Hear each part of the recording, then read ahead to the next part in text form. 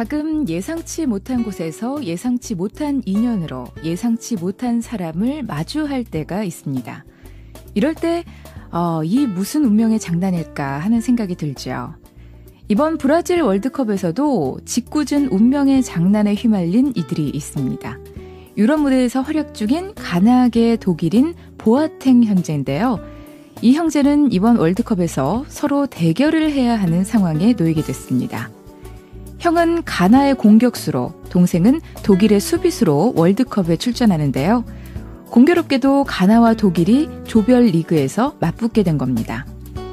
가족 중 2명이나 월드컵에 출전하게 된 건 정말 큰 영광인데요. 근데 이런 상황에서 가족들은 누굴 응원해야 할까요?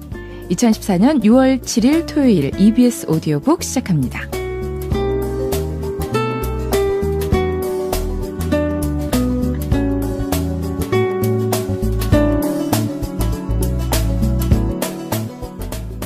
EBS 오디오북 이번 주 방송 순서 안내해드릴게요. 지금부터 오후 3시까지 고전 읽기 정약용의 목민심서, 3시부터 5시까지는 화제의 베스트셀러 조정래의 정글만리, 5시부터 8시까지는 라디오 연재소설 성석재의 투명인간, 8시부터 8시 50분까지는 EBS 경청 장현정의 소울트립이 방송됩니다. 먼저 이번 주 고전 읽기에서는 정약용 선생의 목민심서가 방송됐었는데요. 이 책은 정약용 선생이 57이 되던 해에 쓴 책으로 전라도 강진에서 19년간 유배 생활을 하다 풀려난 해인 1818년에 완성됐습니다.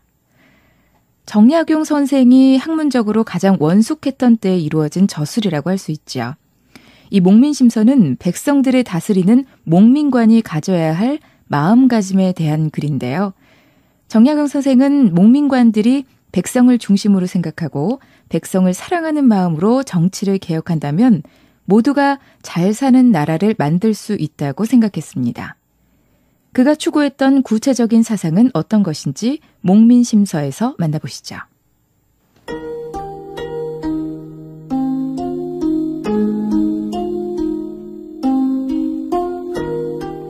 제1부 임지에 도착하기, 제2조 행장 꾸리기. 행장을 꾸릴 때 의복과 안장 얹은 말은 다 예전 것으로 하고 새 것을 마련해서는 안 된다. 백성을 사랑하는 근본은 비용을 절약하는 데 있고, 비용을 절약하는 근본은 검소함에 있다. 검소한 이후에 청렴할 수가 있고, 청렴한 이후에 자애로울 수 있으니 검소함은 백성을 기르는 첫 번째 일인 것이다. 어리석은 사람은 배운 것이 없고 무식해서 깨끗한 옷에 좋은 갓을 쓰고 화려한 안장에 좋은 말을 타는 것으로 위엄을 뽐내려고 한다. 그런데 나이든 아전들은 수령을 볼 때 먼저 그 의복과 안장 얹은 말을 묻는다. 아유, 저 수령이 사치하고 화려하네. 알만하다. 오, 수령이 검소하고 소박한데? 오, 두렵구나. 거리의 아이들은 부러워하지만 아는 사람들은 그것을 더럽게 여기니 화려하게 꾸미는 것이 무슨 이익이 있겠는가? 어리석은 사람은 잘못 생각해 사람들이 자신을 부러워한다고 여기지만 실상 부러워하지도 않을 뿐만 아니라 도리어 미워한다. 나의 재물을 축낸 데다 나의 명예까지 손상되어 남의 미움을 받으니 또한 어리석지 않은가? 무릇 사치함은 다 어리석은 짓이다.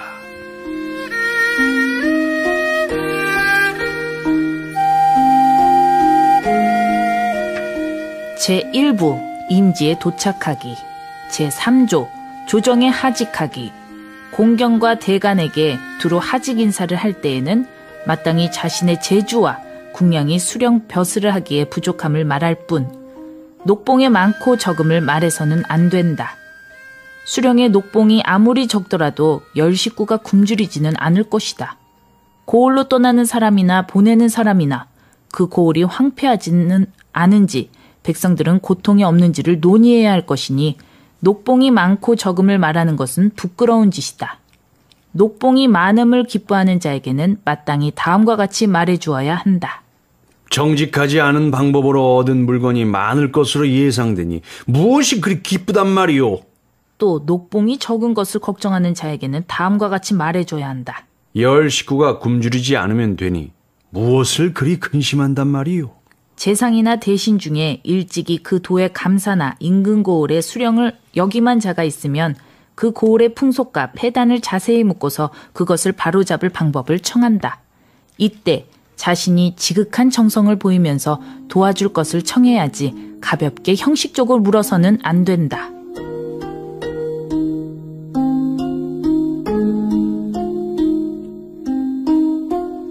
제2부 자기를 다스리기. 제1조 몸가짐을 바로 하기. 많이 말하지도 말고 갑자기 성내지도 않아야 한다. 백성의 윗자리에 있는 사람이 움직이고 고요히 있고 말하고 잠자코 있는 것은 아랫사람들이 다 엿보고 살펴 의심스럽게 탐색한다. 그리하여 방에서 문으로, 문에서 읍으로, 읍에서 사방에까지 이르러 온 길에 다 퍼지게 되는 것이다. 군자는 집에 있을 때에도 말을 삼가야 하거늘 하물며 관직에 있을 때이매랴.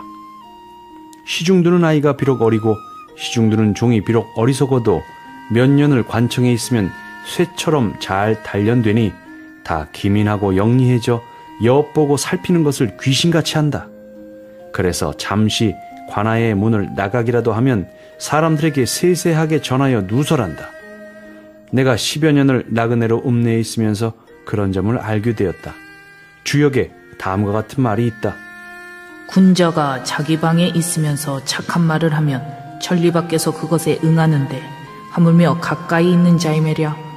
군자가 자기 방에 있으면서 착하지 않은 말을 하면 천리 밖에서도 그것을 어기는데 하물며 가까이 있는 자이매랴.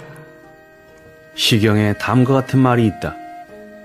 예측할 수 없는 것을 경계하고 말하는 것을 삼가라. 백성의 윗자리에 있는 자는 삼가지 않으면 안 될 것이다. 중국 명나라 사람 정선은 이렇게 말했다. 몸이 목민관의 자리에 있으면 그 몸은 곧 관역이 된다. 그러므로 한마디의 말과 하나의 행동을 삼가지 않으면 안 될 것이다.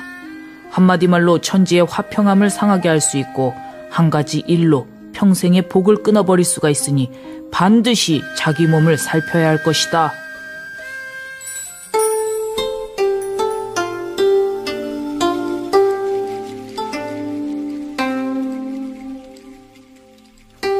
제2부 자기를 다스리기.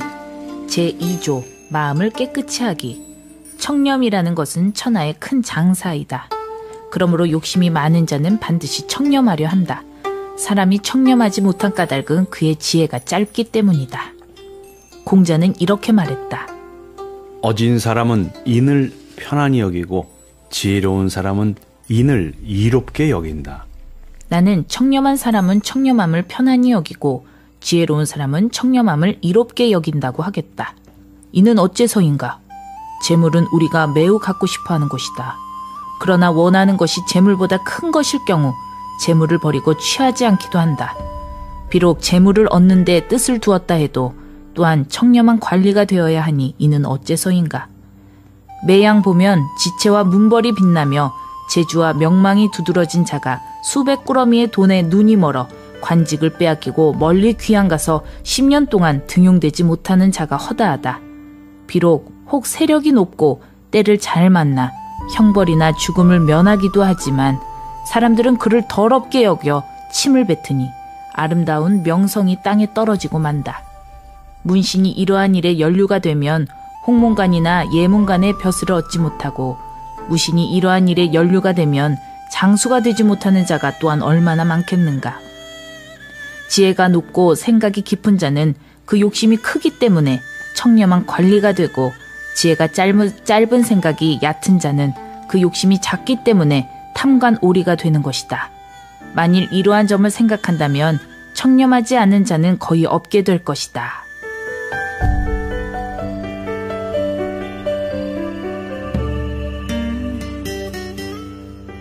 제2부 자기를 다스리기. 제2조 마음을 깨끗이 하기. 뇌물을 주고받는 일을 누가 비밀스럽게 하지 않겠는가. 그러나 한밤중에 한 일도 아침이 되면 이미 드러나 있다.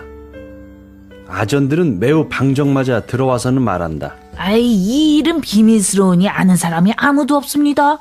말하면 자기만 해로우니 누가 말하려 하겠습니까? 수령은 그 말을 깊이 믿어 기쁘게 뇌물을 받는다. 그러나 아전은 문을 나서기만 하면 거리낌 없이 말을 퍼뜨려 자기의 경쟁자들을 누르려 한다. 순식간에 사방에 말이 퍼지나 수령은 깊이 들어앉아 고립되어 있어 전혀 소문을 듣지 못하니 참으로 슬픈 일이다. 후한 때의 관리 양진은 4가지 존재가 안다고 말했는데 이것 외에 남이 아는 것은 막아낼 수가 없다. 양진이 형주 자사였을 적에 무제 왕밀이 창읍의 수령을 제수받고서 밤에 근 10근을 가지고 그것을 주며 말했다. 한밤중이라서 아는 사람이 없을 것입니다. 하늘이 알고 귀신이 알며 내가 알고 자네가 아는데 어찌 아는 사람이 없다고 하는가? 왕밀이 부끄러워 물러갔다.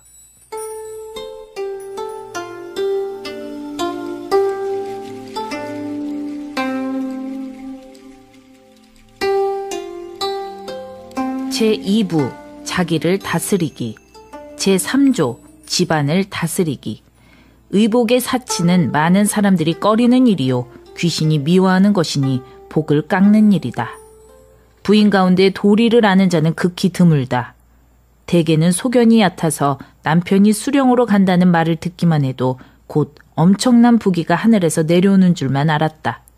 장신구와 폐물을 다 아름다운 것으로 하려고 하여 각 지방 관하에서 서울엔 둔 출장소인 경조의 돈을 함부로 토색하며 널리 박물장수를 불러들여 진기한 비단과 가는 모시배, 고운 삼배, 용을 새긴 비녀, 나비 모양의 놀이개 등으로 아이를 요괴처럼 꾸미고 여종을 창기처럼 장식해 다른 집보다 낫게 보이고 온 동네에 빚을 내려고 한다. 식견이 있는 사람이 그 모양을 보면 벌써 그 남편이 바르지 않다는 것을 안다. 재물을 낭비하고 복록을 없애 남편의 낯을 깎아내리느니 어찌 즐거움이 있겠는가.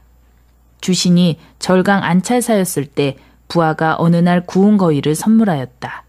주신이 그것을 방에 걸어두고 후에 선물을 하는 사람이 있으면 그것을 가리키곤 하였다. 같은 직책에 있는 사람들의 아내들 잔치에 다들 화려하게 꾸미고 나왔는데 주신의 아내만 나무비녀의 배치마를 입고 가니 시골에서 밭을 매는 안악과 흡사하였다. 화려하게 꾸민 여자들이 서로 부끄러워하고 평범한 옷으로 갈아입었다.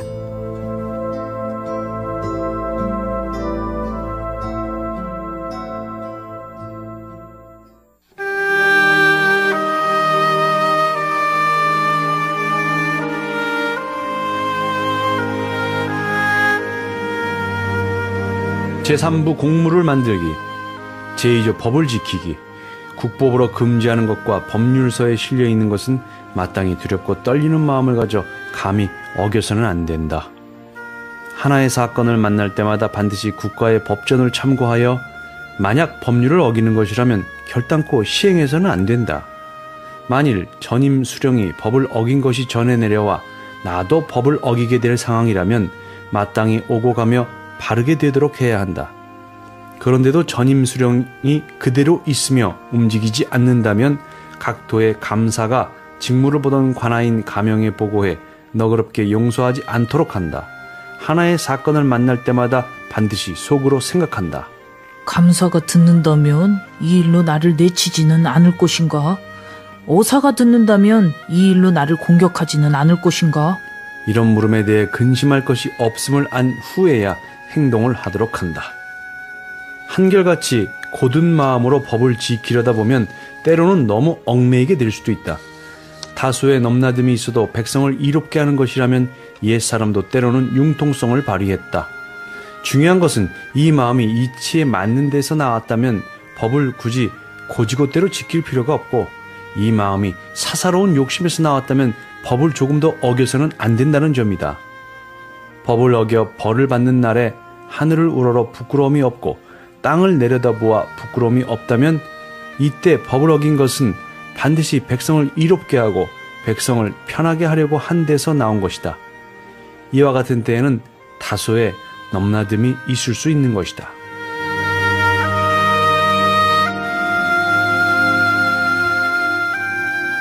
제3부 곡물을 받들기, 제5조 곡물 바치기. 잡세와 잡물은 백성들이 매우 고통스럽게 여기는 것이니 쉽게 얻을 수 있는 것만 납부하고 얻기 어려운 것은 거절해야 허물을 없앨 수 있다. 이사중이 낙주를 맡았을 때 백성들 중에 차에 부과되는 세금인 다세를 내지 못해 잡혀온 자가 매우 많았다. 이사중이 그들을 놓아주고 고을마다 괴짝 하나씩을 두게 하고 이름을 적고 날마다 일전씩을 납부하게 하니 연말에 미나백이 다 채워졌다. 조세환이 동네 부사가 되어 청렴하게 곡물을 받들어 상업세로 받은 은을 호주에 낸 것이 9달 사이에 14,000여 냥에 이르렀는데 전에는 없던 일이었다. 자기 녹봉으로 백성의 세금을 다 덜어주기까지 하여 관찰사가 이를 알리니 임금이 말을 하사하고 그를 칭찬하였다.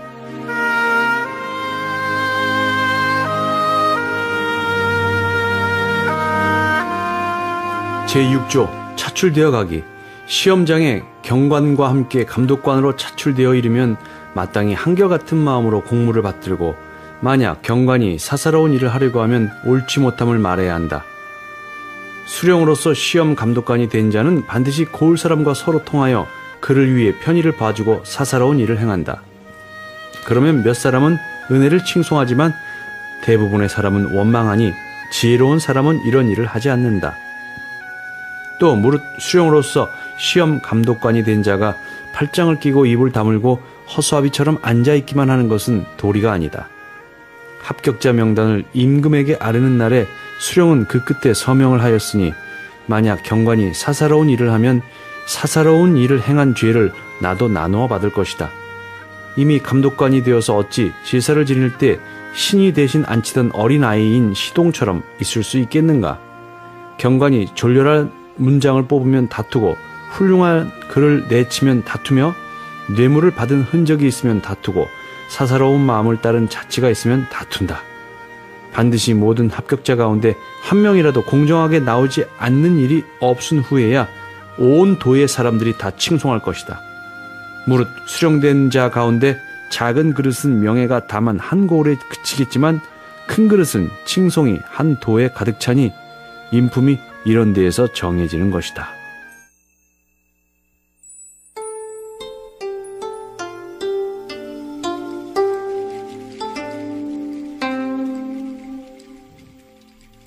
제4부 백성을 사랑하기.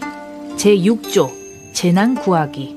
무릇 재해와 애군이 있으면 불탄 것을 구하고 물에 빠진 것을 건지기를 마땅히 자신이 불타고 물에 빠진 듯이 해야 하고 느슨하게 해서는 안 된다. 중국 후안의 유곤이 강릉 수령이 되었을 때 고을에 화재가 있었다. 그러자 유곤이 불을 향해 고개를 조아리니 바람의 방향이 반대가 되어 불이 곧이어 꺼졌다. 살피건대 이는 진실로 우연일 뿐이다. 그러나 유곤은 이때 반드시 울면서 초조해했을 것이다. 그 지극히 정성스럽고 슬퍼하는 모습이 하늘을 감동시킬 만 했으므로 강릉 사람들이 불이 꺼진 것을 수령에게 돌린 것이다. 만약 냉담하게 고개를 조아리는데 그쳤다면 이러한 말은 반드시 없었을 것이다. 중국 송나라의 허분이 향주를 다스릴 때 진실함과 믿음의 근본을 두었다. 하루는 황하의 물이 넘쳐 거의 고을이 잠길 지경이 되었다. 공이 향을 피우고 수신에게 글을 올리니 물이 빠져 옛길을 회복하고 사람들은 끝내 해를 입지 않았다. 이에 사람들이 기이하게 여겼다. 중국 전한의 왕존이 동군의 태수가 되었을 때 황하의 물이 불어나 호자라는 곳의 제방인 금제를 넘게 되었다. 노인과 어린이들이 바삐 달아났으나 왕조는 친히 규벽을 잡고 수신에게 제사를 지내 자신이 금제를 막겠다고 청하고 제방 위에서 잠을 잤다. 아정과 백성 수만 명이 다투어 고개를 조아렸다. 이제 그만두십시오. 제발 내려오십시오. 왕조는 끝내 듣지 않았다. 급기야 물이 넘쳐 제방이 무너지려 하자 아정과 백성들은 모두 급히 달아났으나 오직 한 주부만이 울면서 왕존의 곁에 있었다. 그가 우뚝 서서 움직이지 않으니 물결이 점점 잠잠해졌다.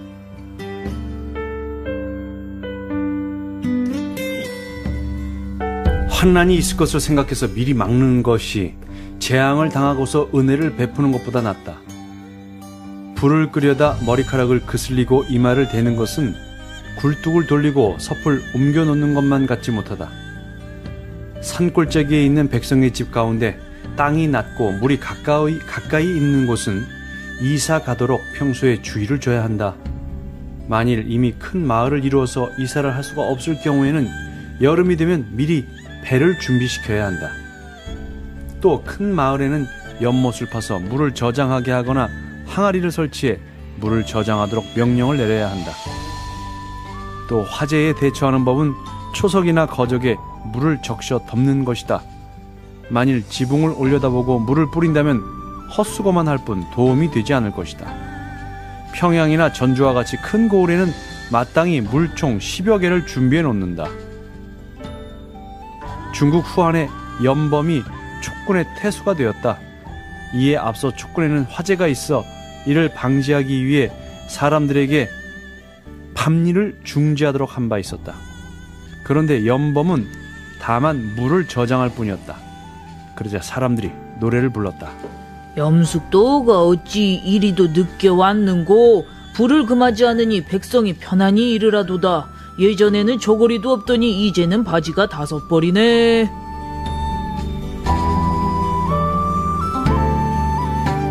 해가 제거되면 백성을 어루만지고 편안히 모여 살게 하는 것이 수령의 어진 정치이다. 정명도가 호연의 주부가 되었을 때 부의 경내에 수해가 있었다.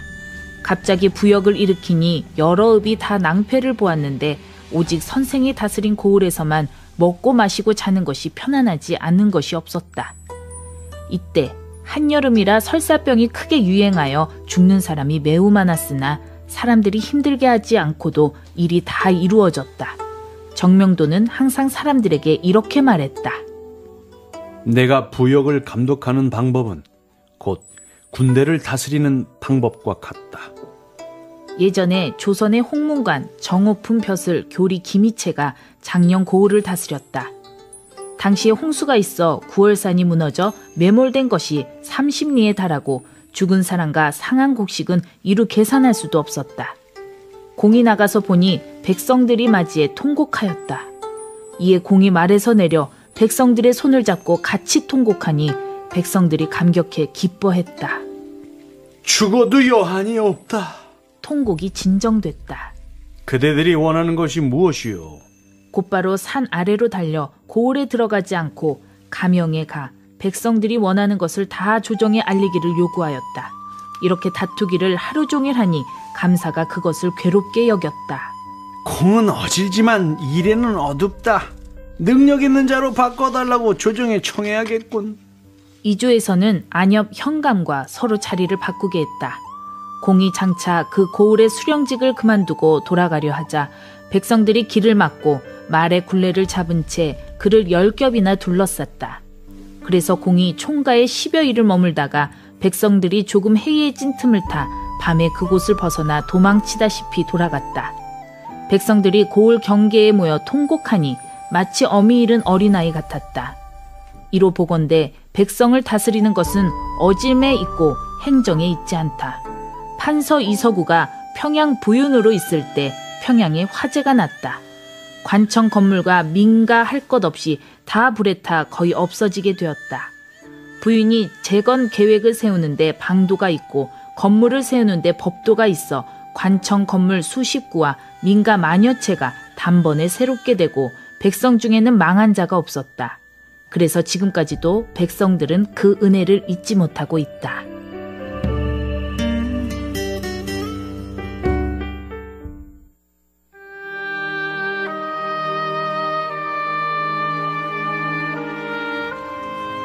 제5부 관속들 통솔하기.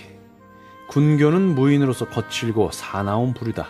그들의 횡포를 막기 위해서는 엄하게 대해야 한다. 무릇 포도 군관은 서울과 지방을 막론하고 다 큰 도적들이다. 도적과 교분을 맺어 도적이 훔친 물건을 나누고 도적질을 마구 할 수 있도록 방법을 알려준다. 관에서 도적을 잡으려고 하면 먼저 비밀을 누설해서 도적을 멀리 도망가게 한다. 관에서 도적을 죽이려고 하면 몰래 옥조를 사주해서 도적을 일부러 놓치게 하니 포도 군관의 1000가지 만가지 죄악은 이루 다 말할 수 없다. 가장 큰 죄악은 시장 감찰이다. 관례대로 이 사람에게 맡기는데 이는 곧 도적을 풀어 시장에 들여보내 재물을 훔치게 하는 것이나 같다.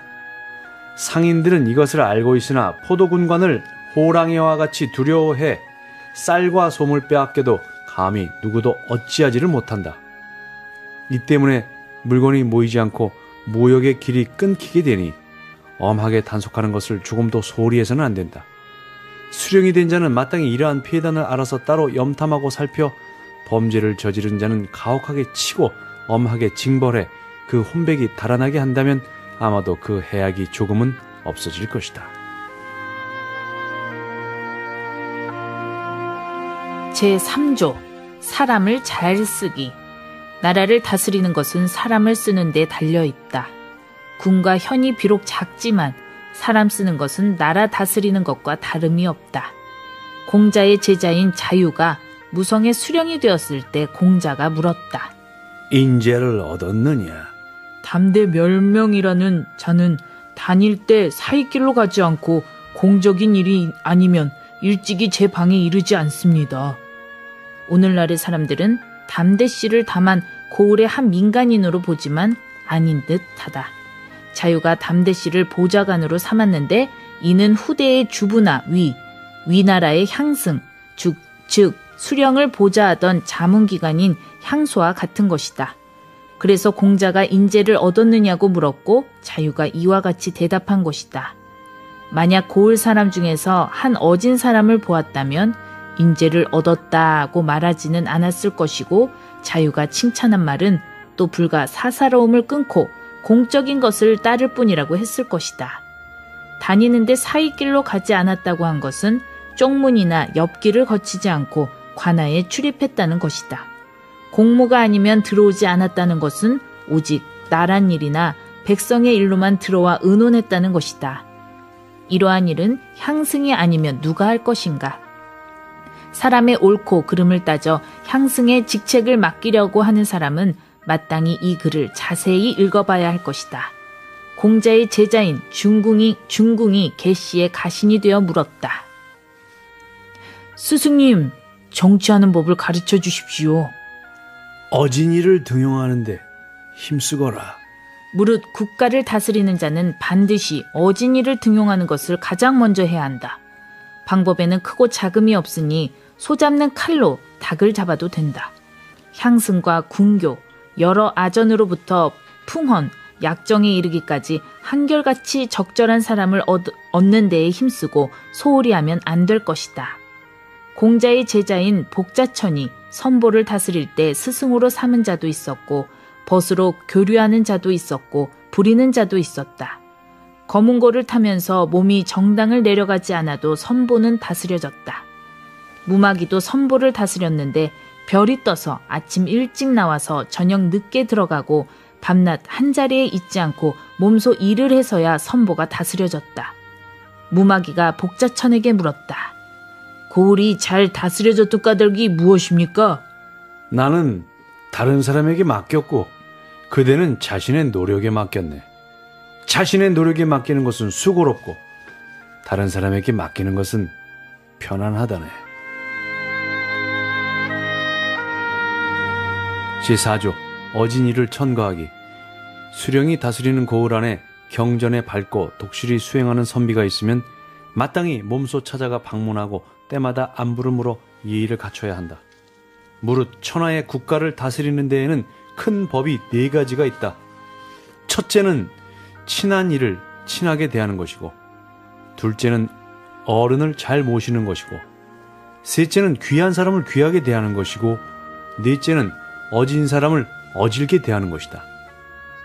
서울과 그 주변의 문명화한 땅에서는 다 그렇게 할 수가 없겠지만 서울에서 멀리 떨어진 지방에서는 귀한 사람과 어진 사람에 대해서는 더욱 공경을 다해야 한다. 비록 평소에 친분이 없어도 마땅히 찾아봐야 하며 명절 때에는 술과 고기를 보내는 것을 그만두어서는 안 된다. 비록 초가집에 빈궁한 선비라 해도 학문을 닦고 몸을 수행하는 것으로 온 고을의 명성이 자자하면 마땅히 몸소 방문하여 서로 보아 살인문에 빛이 나게 해야 할 것이다. 이것이 백성에게 선을 권하는 방법이다.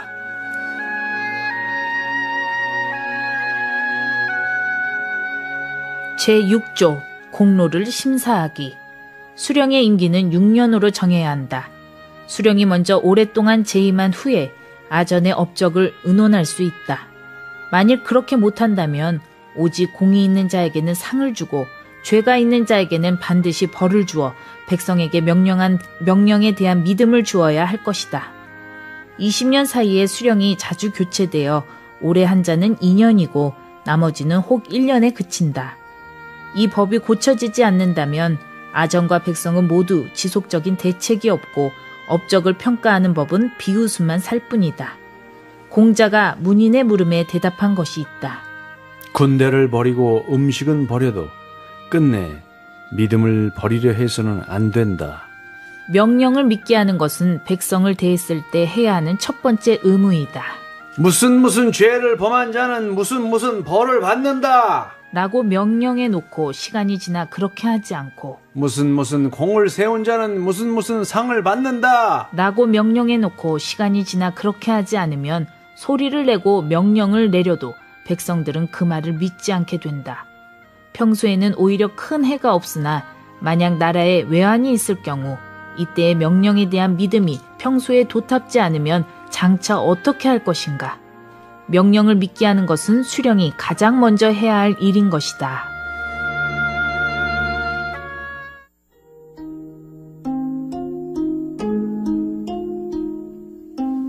제4조 호적. 호적이 문란하게 바뀌어 기강이 없으니 역량이 크지 않으면 고르게 할 수가 없다. 수십 년 이래 수령 노릇하는 자는 전혀 일을 하지 않고 아전의 횡포는 끝이 없으니 호적은 그 중에서도 더욱 심한 것이다. 백가구가 사는 마을에 초가집이 황색으로 선명하고 연기가 푸르면 이는 이른바 부자마을이다. 매양 호적을 바꾸는 해를 맞이하면 호적을 담당하는 아전이 공문을 보내 10호를 더하겠다고 협박한다. 이에 이 부자마을에서는 우두머리 백성이 동네 사람들을 모아놓고 느릅나무 그늘에서 회의를 한다. 이 10호라는 것이 우리 처지에 면하기가 어렵네. 민과 황곡, 묘역이 번다하게 많으니 10호라면 1년에 비용이 100냥이 더 드는 셈일세. 3년이면 300냥이 비용이 드니 이 중에 3분의 1로 이 일을 막는 것이 또한 좋지 않겠는가? 좋고 말고. 알죠, 우리 고을의 일은 다 자네에게 맡기겠네. 우리는 돈을 모을 테니 자네는 성공하도록 해보게. 드디어 말단 관리인 이정을 시켜 돈 100냥을 지고 가게 한다. 우두머리 백성은 그중 20냥을 자신의 주머니에 몰래 넣고 돈 80냥을 뇌물로 호적 담당 아전에게 주어 그 일을 잠잠하게 한다. 우두머리 백성이 담당 아전에게 말한다. 자네와 나는 잘 아는 사이인데 마침 이렇게 만나게 되었으니 어찌 호를 더하지 않기만 하겠는가. 또한 호수를 줄여줄 수도 있을 것이네. 다만 5호로 줄여 우리 고을의 은혜를 베풀게. 금년에는 호수를 더하는 일이 실로 어려우니 자네의 말을 내가 어찌 거절하겠나? 우두머리 백성은 자신의 마을로 돌아가 늙은이 젊은이를 모아놓고 말한다. 우리 마을 호적이 5호가 줄었네. 내가 이미 약속을 받았으니 빨리 공동으로 모은 돈을 헐어 50냥을 내게. 경사로세. 경사로세. 자네의 힘이 아니었으면 어찌 이러한 성과를 얻었겠는가? 드디어 5호를 덜어 5고을에 그것을 나눠 각각 1호를 준다. 5고을에서는 매우 놀라 다들 말한다. 아니, 동네가 망하게 되었구나. 예로부터 우리 마을은 삼가가 서로 의지해 1호에 부역을 했어도 오히려 피를 말릴 지경이었는데 하물며 1호를 더하게 되었으니 누가 그것을 감당하겠는가? 송아지를 팔고 솥을 팔아 그 돈 7냥을 가지고 호적 담당 관청에 달려가곤 한다. 엎드려 바라옵건대 큰 덕으로 이 슬프고 괴로운 심성을 잘 살펴주소서. 예로부터 우리 마을은 삼가가 서로 의지해서 1호에 부역을 해도 오히려 피를 말릴 지경이었는데 하물며 1호를 더하게 되었으니 그 누가 그것을 감당하겠나이까. 작은 돈이나마 작은 정성을 표하나이다. 일호를 막는데 관례상 열량을 바쳐오는데 내가 너희들의 고단함을 불쌍히 여겨서 특별히 청을 들어주겠다. 그리고서 일호를 덜어 다른 고을에 붙인다. 그러면 그 고을에서도 달려와 고하기를 이전의 고을과 같이 한다. 이를 보면 부자 마을에서는 1,200냥을 바치고 그 다음으로 잘 사는 마을에서는 7, 80냥을 바치고 이와 같이 차례로 내려가면 비록 세 집이 사는 마을이라도 7, 8, 9냥을 바치지 않는 마을이 없게 되는 것이다.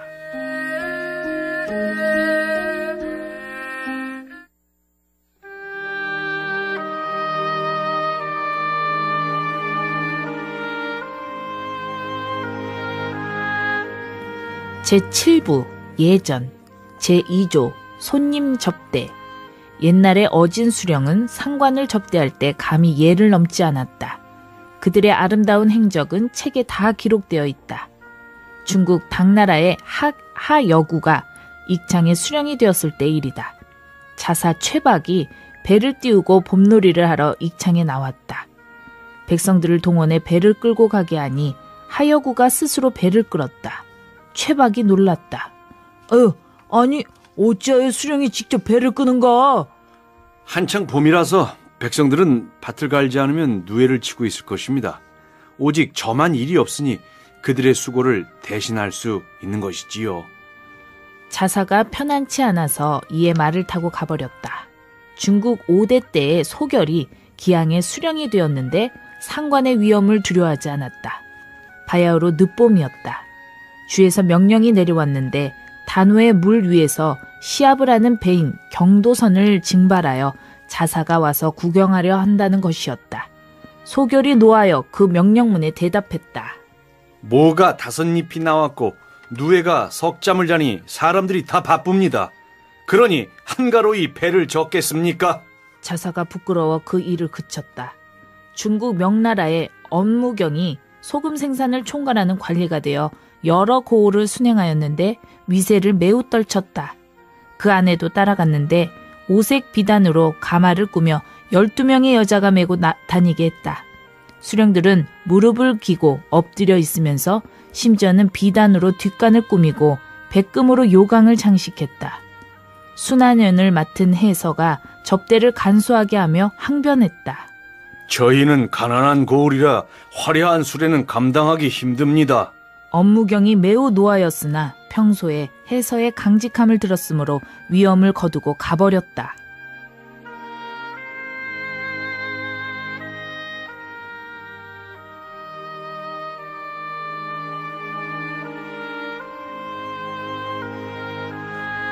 제3조 백성 교화하기. 가르치지 않고서 벌을 주는 것을 망민이라고 하니 비록 가장 나쁜 불효자라 해도 우선 그를 가르쳐야 한다. 그래도 고치지 않으면 죽여도 된다. 중국 후위에 방경백이 청하태수로 있었을 때의 일이다. 한 백성의 어머니가 자식의 불효를 일렀다. 방경백의 어머니 최씨가 말했다.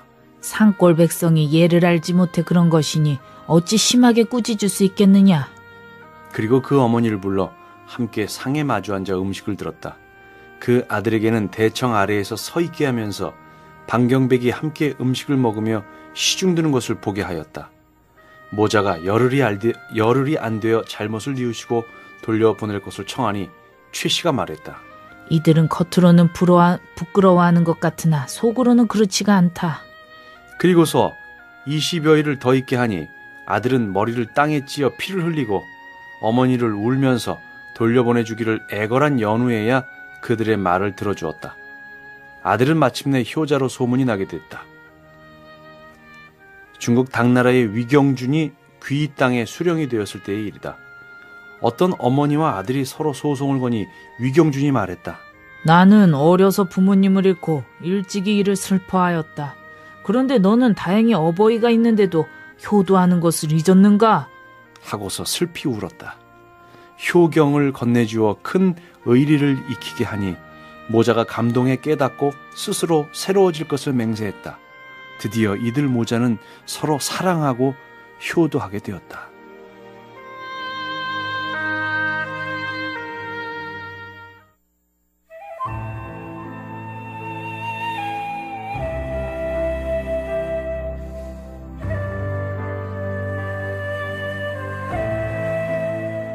제8부 병전, 제6조 적의 침입 막아내기. 병법에 비어있으나 차있는 것처럼 보이게 하고 차있으나 비어있는 것처럼 보이게 하라고 하였으니 이는 적을 방어하는 자가 마땅히 알아두어야 할 말이다. 중국 한나라의 연범이 운중에 태수로 있을 적의 일이다. 흉노가 큰 규모로 쳐들어오자 연범이 그것을 막았다. 막는 사람이 적으니 엽고을에 글을 보내 구원군을 요청하겠습니다. 그리하지 말라. 마침 날이 저물자 군사들에게 명령하여 각자 회 2개를 얽어 묻게 하고 각 회마다 3군데에 불을 붙이게 하니 진영 안이 별이 늘어선 듯했다. 흉노는 중국의 구원병이 도착한 줄로 여기고 크게 놀라 아침이 되기를 기다려 퇴각하려고 했다. 연범이 군사들을 일찌감치 밥 먹이고 새벽에 적진에 이르러 적의 머리를 베니 수백 개나 되었다. 흉노는 서로 밟히고 깔려 죽은 자가 1000여 명이었다. 이로부터 흉노는 감히 다시 운중에 쳐들어오지 못했다. 중국 송나라의 소승지가 제남태수로 있을 적의 일이다. 북위의 군대가 제남을 공격하니 소승지가 수백 명을 거느리고 막았다. 북위의 무리가 많이 몰려드니 소승지는 병사를 감추고 성문을 열어놓게 했다. 휘하 병사들이 말했다. 적은 수가 많고 우리는 적은데 어찌 적을 가볍게 여길 수 있겠습니까? 지금 목숨을 걸고 빈궁한 성을 지키고 있으니 사태가 매우 위급한 지경이다. 만약 적들에게 약한 모습을 보인다면 반드시 도륙을 당하게 될 것이다. 오직 강하게 보여야만 적들을 대적할 수가 있을 것이다. 북위 장수가 복병이 있는 줄로 의심하여 군사를 거느리고 떠났다.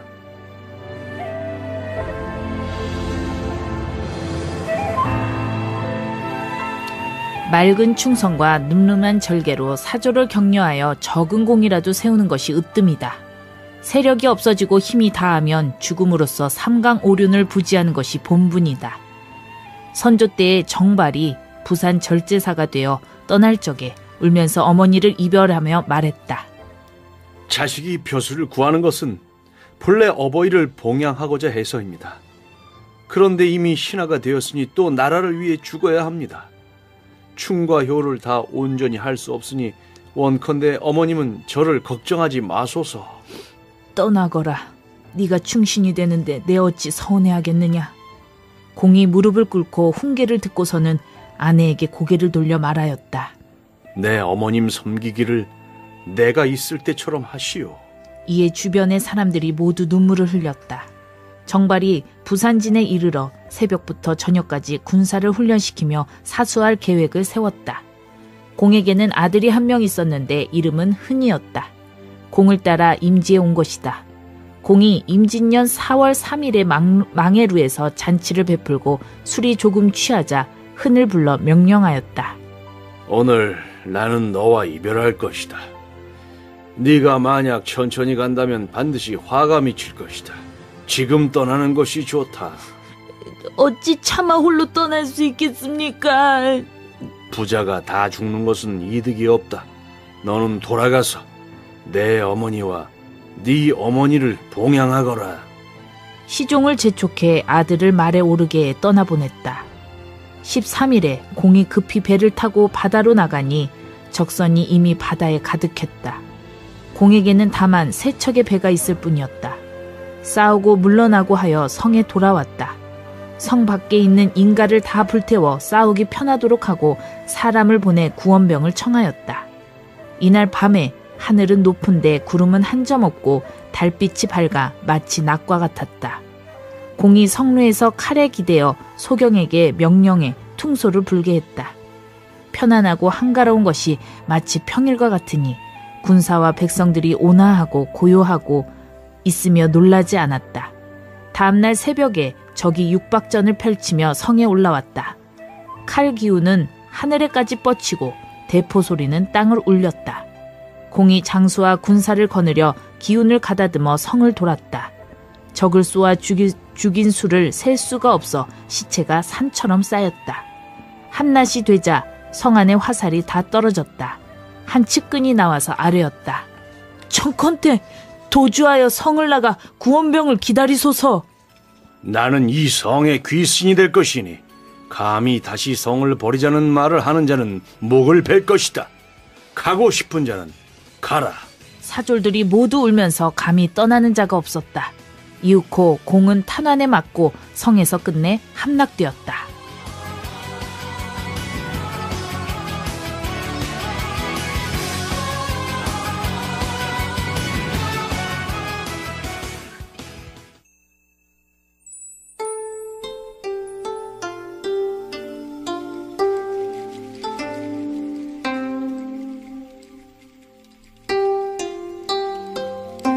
제9부 형전 제1조 송사 심리하기.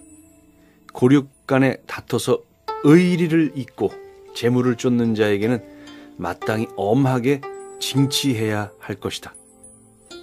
중국 당나라의 이걸이 하남 태수로 있을 때의 일이다. 한 과부가 있었는데 그 아들이 효도하지 않는다고 고하였다. 그 아들을 스스로 변명하지 못하고 다만 어머니에게 죄를 얻었으니 죽는 것도 달게 받겠다고만 말할 뿐이었다. 이걸이 아들의 억울함을 살피고 그 어머니에게 말했다. 네가 혼자 산 지 10년에 오직 아들 한 명만 있었다. 지금 아들의 죄가 죽는 데 이를 정도인데 후회가 없는가? 아들이 성품이 막되어 순종하지 않으니 어찌 다시 아들이 죽는 것을 안타까워하겠습니까? 정말로 그렇다면 관을 사오라. 아이의 시신을 넣겠다. 그러고는 사람을 시켜 엿보게 했다. 과부가 나가서 한 도사에게 말했다. 일이 다 끝났습니다. 이윽고 관이 도착하자 이걸이 도사를 잡아 신문하니 곧 자백을 했다. 저는 과부와 몰래 만나고 있었는데 일찍이 아들이 방해를 해서 그를 없애려고 했습니다.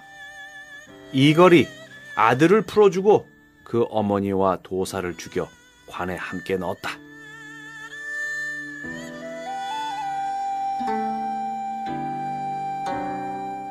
제3조 형벌을 신중하게 쓰기.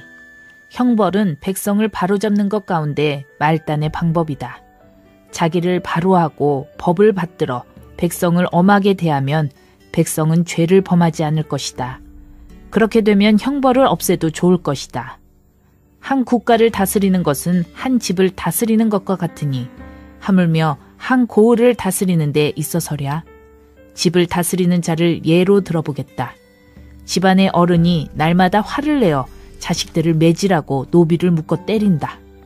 돈 한 푼 훔친 것도 용서하지 않고 국 한 그릇 없는 것도 눈 감아주지 않아 심하면 철퇴로 어깨를 치고 다듬이돌과 절구공이로 넓적다리를 친다. 그러면 자제가 어른을 속이는 것은 더욱 심하게 되고 노비가 도둑질을 하는 것은 더욱 늘어나게 된다. 한 집안에서 서로 헐뜯어 오직 들킬까 염려하여 상하가 다 간사하게 한 어른을 속인다. 슬프게도 이 집안의 어른은 고스란히 외로운 남자가 되고 집안의 돈은 어그러져 자연히 집이 크게 혼란하게 된다. 그래서 끝내 법도 있는 집안의 모양을 갖추지 못하게 된다.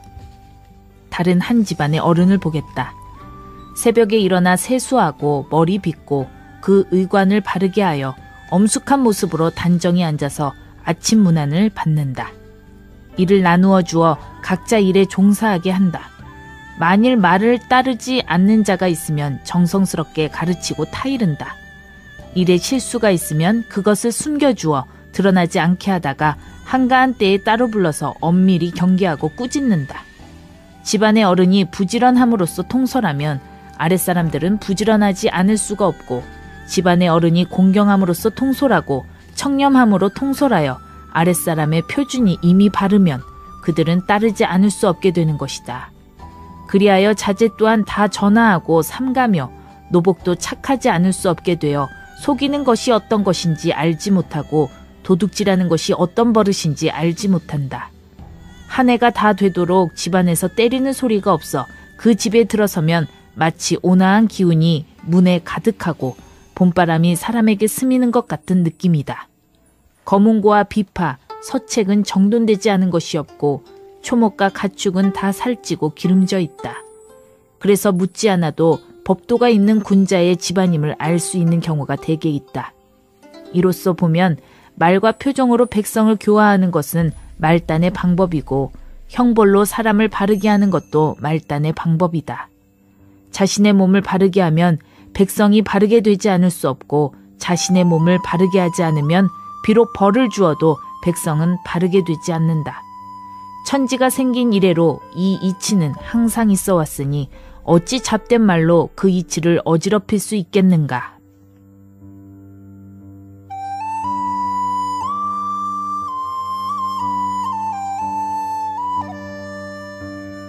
제6조 백성의 피해를 제거하기. 지혜를 쓰고 꾀를 내어 깊은 곳에 있는 것은 낫고 숨겨진 것을 적발하는 것은 오직 능력 있는 자만이 할 수 있다. 중국 후한 때의 모용 언초가 운주의 수령으로 있을 때 창고를 설치하여 물건을 전당 잡고 빌려주었다. 간사한 백성이 위조한 은 2정을 맡기고 돈 10만 양을 빌려갔다. 주관하는 아전이 오래 지나서야 그 사실을 깨달았다. 모용 언초가 이를 알고 몰래 주관하는 아전에게 지시해 밤에 창고의 벽을 뚫고 그 안에 있던 금과 비단을 다른 장소에 다 옮겨놓고 도둑 맞았다고 고하게 했다. 모용 언초가 즉시 거리에 방을 붙이고 사람을 시켜 도둑을 잡게 하고 이에 백성들에게는 각자 맡겼던 물건을 말하게 해 보상해 주었다. 백성이 다 몰려와 맡겼던 물건을 각자 말하였다. 이윽고 위조 은을 맡긴 자도 나타나니 그를 붙잡아 죄를 자백받았다. 중국 후이 때의 고겸지가 하음의 수령이 되었을 때의 일이다. 어떤 사람이 기와와 자갈을 보자기에 쌓아와서 금이라 속이고 다른 사람의 말을 사서 곧 도주해버렸다. 사람을 시켜 그를 잡게 하고 고겸지가 이에 한 죄수에게 칼을 씌워 말시장에 세워 시장에서 사기친 도적이라고 선언하고 그를 처형하려고 했다.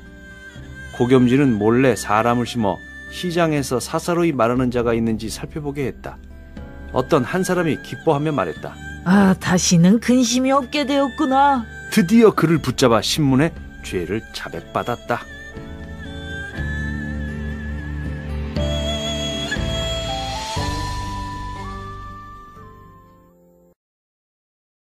정약용의 목민심서 들어보셨습니다.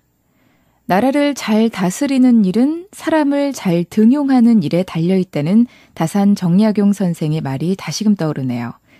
지난 수요일 6.4 지방선거가 있었죠. 이번 지방선거에서 당선된 분들 모두가 진정한 목민관의 자세로 국민들을 위해 애써주셨으면 좋겠다는 생각을 해봅니다. 정치인뿐만 아니라 사회를 이끌어갈 모든 리더들이 가슴에 품어야 할 이야기들을 들려준 책 목민심서였습니다. 이어서 화제의 베스트셀러에서 방송된 소설가 조정래의 장편소설 정글만리 만나보시죠.